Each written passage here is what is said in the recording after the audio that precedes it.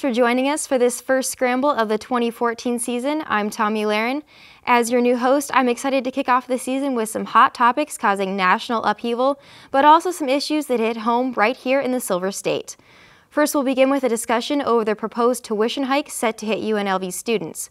Next, we'll move to the topic of water sustainability here in Southern Nevada. And later, we'll discuss the much talked about target information hacking scandal as it relates to identity theft as well as retailer accountability. But before we get started, I'd like to introduce our panel. Returning this season, we have Jennifer Liese, a graduate student in Journalism and Media Studies, Chynna Greene, a senior in Journalism and Media Studies, Mark Ciavola, CSUN Student Body President and Senior in Political Science. And also returning to the panel, we have Jennifer Reed, Doctoral Student in Sociology. Thanks everyone for being here, so let's get started. The Board of Regents gathered in UNLV's Student Union last week to discuss a proposed 17% tuition hike that could be approved by the board as early as June. Undergraduate students were already slapped with an 8% increase in December 2011. Chancellor Klaish and Provost White say the hike is necessary to elevate UNLV to Tier 1 research status. Mark, you're clearly the panel's expert on this topic. What do you have to say about this? Well, for starters, it's important to know that undergraduate tuition at UNLV has gone up 102% in the last 7 years. And now we're looking at a 4% increase per year over 4 years, which is a 17% compounded increase. And the Chancellor and Provost White say that it is not for the purposes of becoming a Tier 1 institution, but it's impossible to do one without the other. So we're sort of facing this issue where students are not staying at UNLV. Our enrollment last fall was our largest incoming class in the history of this university, yet we are at a 10-year low in full-time enrollment, which means that students are coming. It's not preventing students from coming, but it is preventing students from staying because, you know, every year or 2 years their tuition goes up and they can no longer afford their education. So I think that students just can't afford this, and the quality of our education is not increasing, you know, or even remaining the same, to be honest, along with these increases that we've had. So Mark, as the CSUN Student Body President, what are your thoughts? What can we do to make our education more valuable? Well, I mean, I think we need to focus on a lot of things. You know, we were promised a lot of improvements in student services when we received our 8% increase back in 2011, but you'll find that the lines at financial aid are still long. They've not grown that staff. They have brought on faculty, so that's a plus, but you know, they make the argument that they need to hire more faculty, yet they've done that without an additional increase. So you really wonder where the money is going to be going, why it's so much, and why they haven't looked into some alternatives such as a flat rate for full-time students like San Diego State happens to do, or even freezing tuition rates when you come to school with a window for graduation that encourages and incentivizes students to graduate within a certain length of time and then, you know, just increase with the cost of inflation each year. Well, Jenny, you're a graduate student. What do you think about this? Well, what's hard is UNLV, compared to a lot of other colleges, is still very economical. So we're still kind of like, you know, we're lower on the rung for costs. But at the same time, what does worry me is, you know, they're saying that this tuition increase isn't for the Tier 1 status. But what it makes me think is then there's going to be much more tuition increases because Tier 1 status is going to be expensive. You know, I mean, but at the same time, you know, Tier 1 status is really important. And, you know, one thing that a lot of states do is utilize their universities and their research centers and get more funding for the state through the government for research and whatnot. So if UNLV, we could expand and be a Tier 1 research institution, we may be able to get more money from Washington for the state. You know, and I've heard presentations about how Nevada, we are really horrible at getting the kind of money that we should, especially since we're a swing state, to the tune of about, you know, $300 million a year that we're missing out. So, you know, it's hard because becoming a Tier 1 is going to be more expensive, and it is going to really affect students that are here, you know, students that you know, come in thinking that tuition is going to be a certain amount, and then it goes up and they could barely afford what it was. I mean, that's sad and it's tough, but at the same time I feel like we're kind of in the middle of growing pains, and I just don't see a real solution to prevent tuition increases. Do you feel like the timing is the main issue here, that we're still in the midst of recovering from the recession? Is that kind of... Well, we're still in the midst of recovering, and then just the fact that UNLV isn't as expensive as, you know, as neighboring universities. I see, you know, overall college tuition nationally has just gone up so much. It's hard for us to not increase, you know, with what's going on everywhere else. Sure. Before we go to break, Chynna, I'd just like to ask you, you know, you're a senior, so you're going to be graduating soon. Would you still attend UNLV if you knew the tuition was going to rise the way it has? Well, as a senior, I mean, it's too late for me to transfer anywhere, so I kind of just have to accept the charges going up and then graduate. But I agree with what you say. I think it would be a good idea for us to have kind of a locking system where this is how much it's going to cost you per class, and then stick with that. I think that would be beneficial, and I think that's probably something maybe we could talk about more as students or undergraduates or graduates to get that rolling maybe. So you know where you're going to be and you feel safe and secure being in that position. Exactly. Okay, fantastic. Well, we'll move on to our next topic when we return from the break.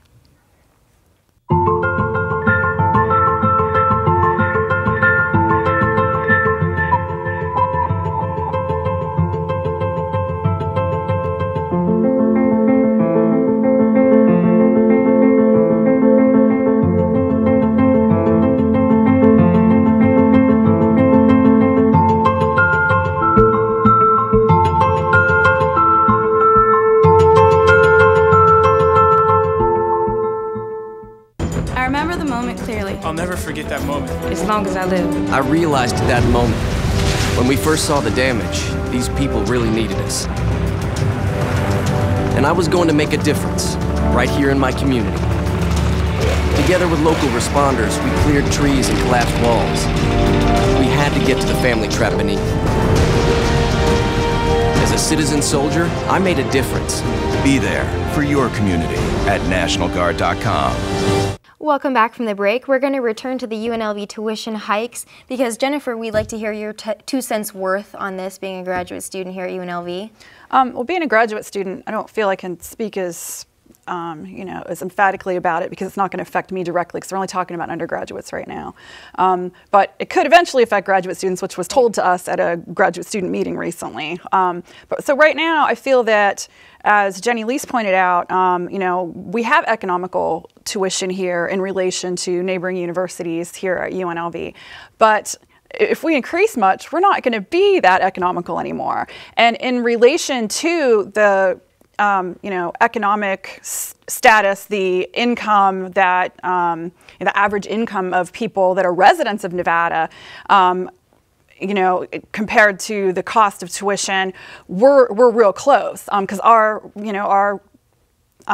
we get most of our students that are in-state residents. So, but students that are in-state residents tend to have a lower income base than most other states. So while, you know, it seems economical looking at an overall United States perspective, when you look at this region, you know, it's questionable how economical it'll be for people that are in-state.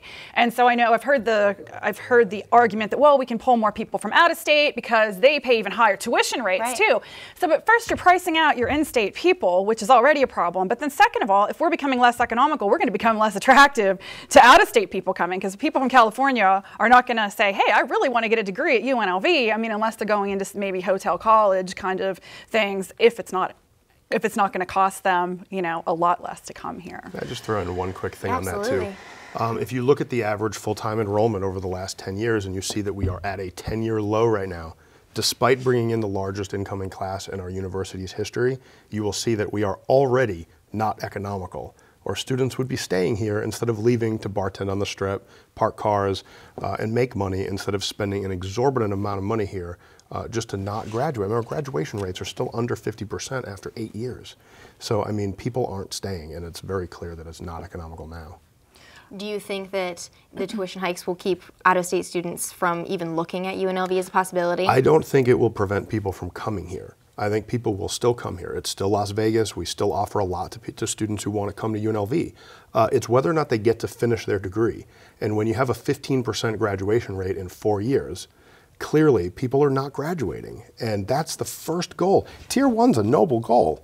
A medical school's a noble goal. A stadium is a noble goal. Your first goal should be to graduate students, and if you can't do that, then you shouldn't be looking at 5 other things that are going to cost a lot more money. You need to get the basics down. So we don't have them right now. Priorities. Absolutely. But we also should be thinking about the future, and we need to, be thinking about these long-term goals. And a medical school is really important. Not at the cost of failing our students. Right? We can do both, but we have to make both a priority. And right now, that is not the case at this university. I'm honestly kind of concerned about this Tier 1 initiative, even as a graduate student, because I know with graduate students like, oh, we should all be for the Tier 1 initiative.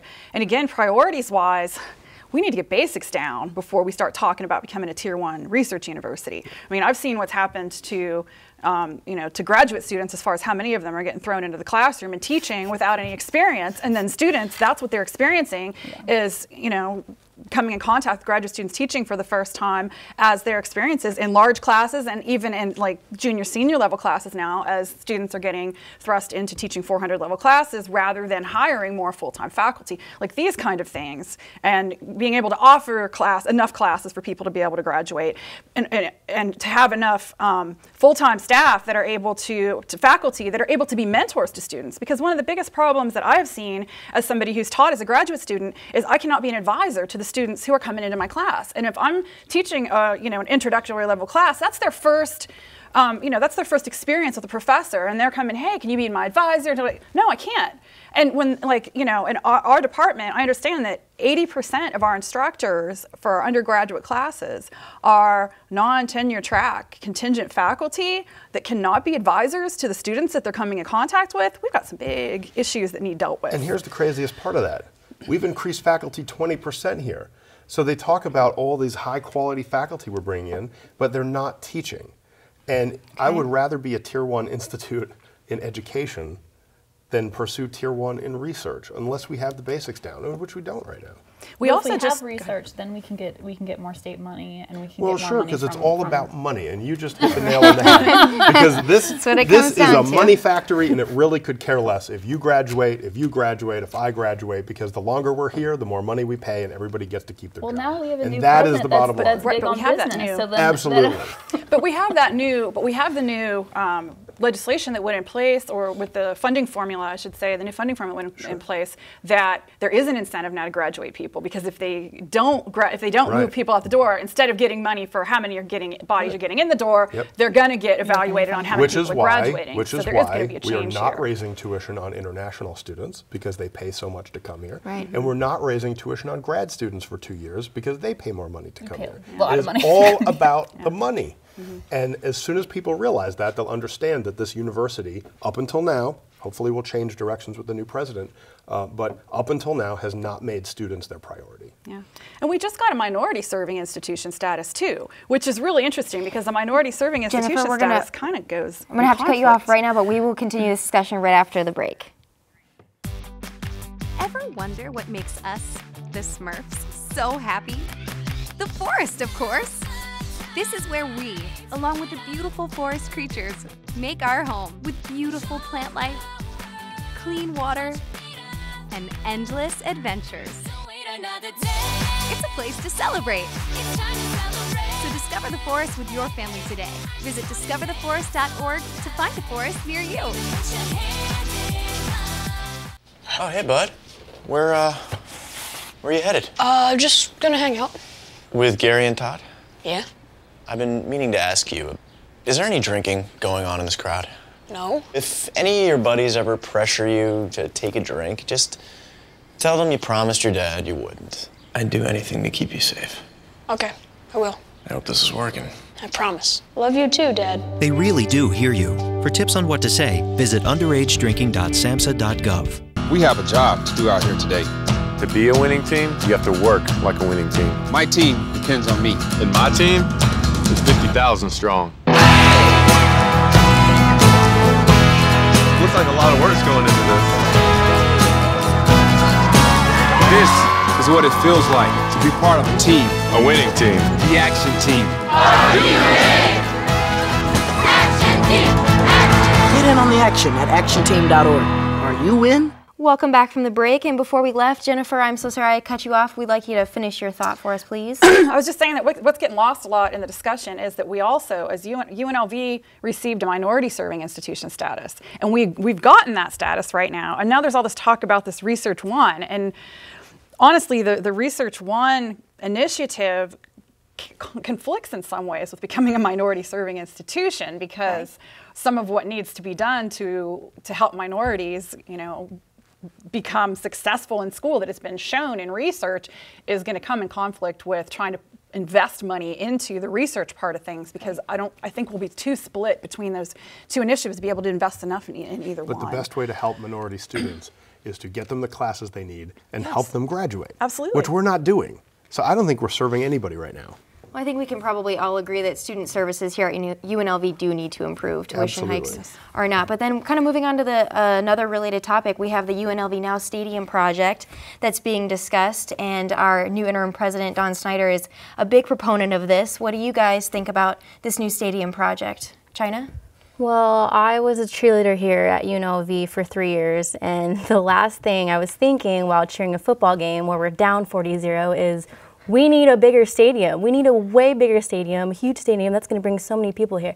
The stadium isn't what's going to bring more people here or more money. We're going to throw all this money into the stadium, and then we're just going to have a good stadium with a not very good football team. If we're going to spend money on a stadium, we need to spend a lot of money on getting better signing people, getting different players from better colleges and not just locally, because like I said, you're going to have a nice, beautiful shopping mall and a huge screen and a stadium, and then they're going to be losing 40-0, and it's going to be the same thing. But the stadium, it's not just for football and athletics. Right. I mean, NFR that comes into town, which fortunately they recently re-signed. Right.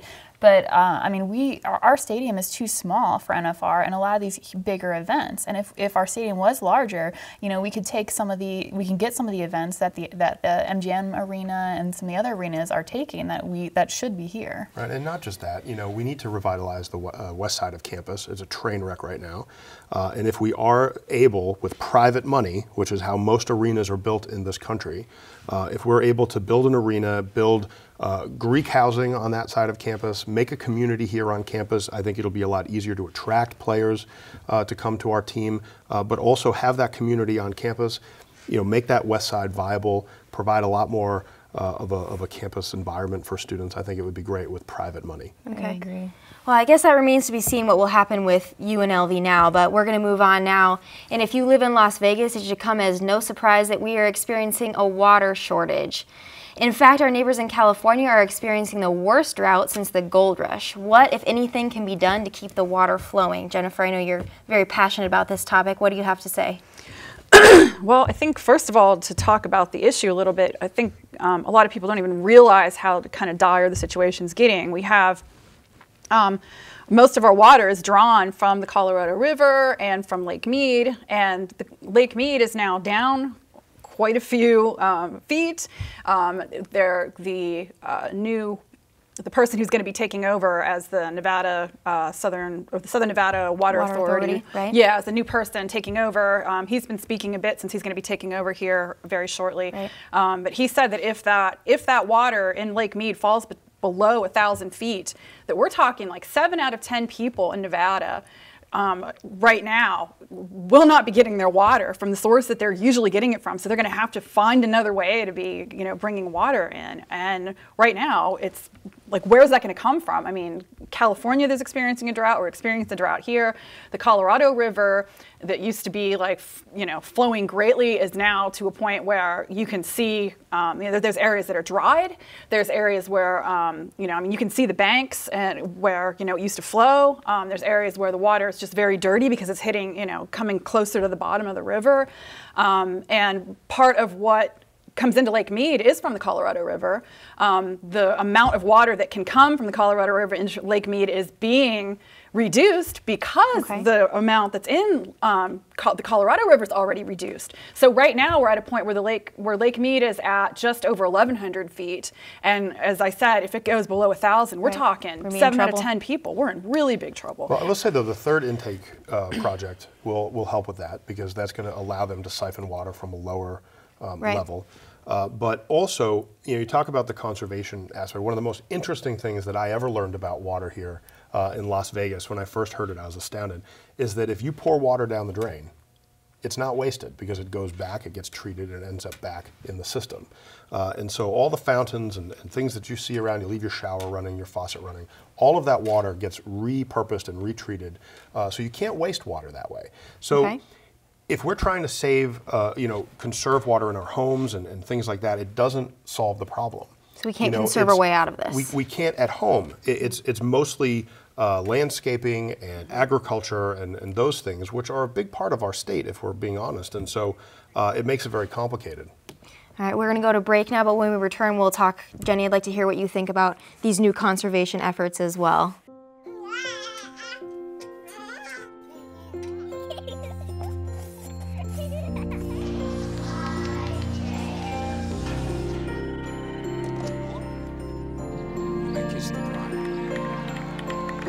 A full life, measured in seats, starts with the right ones early on. Car crashes are a leading killer of children 1 to 13. Learn how to prevent deaths and injuries by using the right car seat for your child's age and size. At what age is the color that your skin was meant to be no longer beautiful?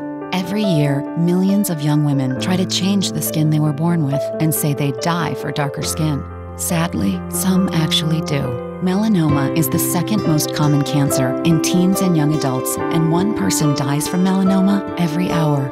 Change your thinking, not your skin. Stop tanning. Learn more at spotskincancer.org, a message from the American Academy of Dermatology. Hey, going out like that? Yeah, why? Well, what would the neighbors think? I see you! Come look at Mr. Feather. Look what I have. Mr. Bird, remember? Bark, bark, bark. We're just playing. We're just playing on trying to get you out of here. Even still. You don't have to be perfect to be a perfect parent. There are thousands of teens in foster care who don't need perfection. They need you. Welcome back from the break. We are going to return to water and the conservation efforts here in Southern Nevada. Jenny, what do you feel about this topic? Well, for one, about 85% of the water usage is for agriculture. So there really isn't a whole lot we can do about that. And the majority of that, I believe the majority of that is in California. And what's so crazy is with the increased droughts, and it's been serious record-breaking droughts the last 14 years. I mean, it's almost a generation. What's going to happen to the future of agriculture in California, all the produce that comes out of California, and then all the jobs that are also linked into that. There's been so much. California is actually really lucky in the legislation that they have for the Colorado River, and even if they do put in some strict conservation, it's really going to affect Arizona first and Arizona's agriculture, but it really isn't going to affect California so much. And California is really the big one that's using the majority of the water, and their population has just continued to rise so much within this drought. So part of the problem is just how it's set up. I mean, we've got Arizona, Colorado, Wyoming, Nevada, New Mexico, all using this main water source. So it's just, if we don't do something soon, the future implications, jobs, agriculture, everything is seriously problematic. I think Las Vegas, here in Nevada, we've done an excellent job in conservation. I mean, there's so much landscaping that's rock landscaping. We don't have a whole lot of grass. We've done an excellent job. And even if they've said even if they put in stricter regulations, here we're not really going to be affected. It'll be the other states that are affected that aren't as conservative as we are. Jennifer, do you think that other states need to do a better job, follow Las Vegas's example, as Jenny pointed out? Yes, I do agree. actually the person in charge that's stepping down, Pat Mulroy from the Southern Nevada Water Authority, did a great job with, as Mark brought up, with that part of it, but also just the recycling of water. And I mean, the amount of water that's used on the Strip with being a tourist destination was a big concern here. But the fact that it's being renewed and recycled has made it that we're not this huge user of water. And there, and other communities could go to this same kind of model. But population, as you said, is also an issue, because Las Vegas has actually lost population. We were using more and more water until we hit such a hard economic downturn. And a lot of people left Las Vegas when they lost jobs and when they lost houses and so forth. So we've actually had a downturn in population, where Los Angeles has continued to grow. So population is also an issue. I guess all we can do is hope for more snow in the Rockies then. We'll be right back. Thank you. Think you found every hazard out here today? Think again. The spot you missed could be a killer. That spot on your skin could be skin cancer. If you're a man over 50, you're in a group most likely to develop skin cancer, including melanoma, the kind that kills one person every hour. That's why your best shot is to check for a spot. It's easy. Follow through and check your skin. Go to spotskincancer.org to find out how. A message from the American Academy of Dermatology.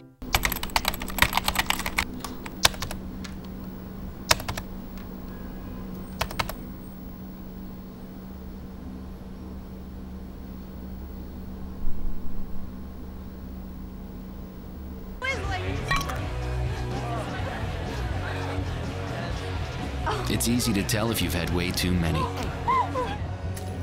But what if you've had just one too many? Buzz driving is drunk driving. Well, sadly, that's all the time we have for today. We didn't get to discuss the target information data breach. We'll have to touch on that another time. But now you know what we think. Let us know what you think. Share your opinions and any ideas or topics you'd like us to scramble about to thescramble.unlv@gmail.com. You can also catch full episodes of The Scramble at unlv.tv. For all of us here at The Scramble, thanks for joining us, and we hope to see you next time.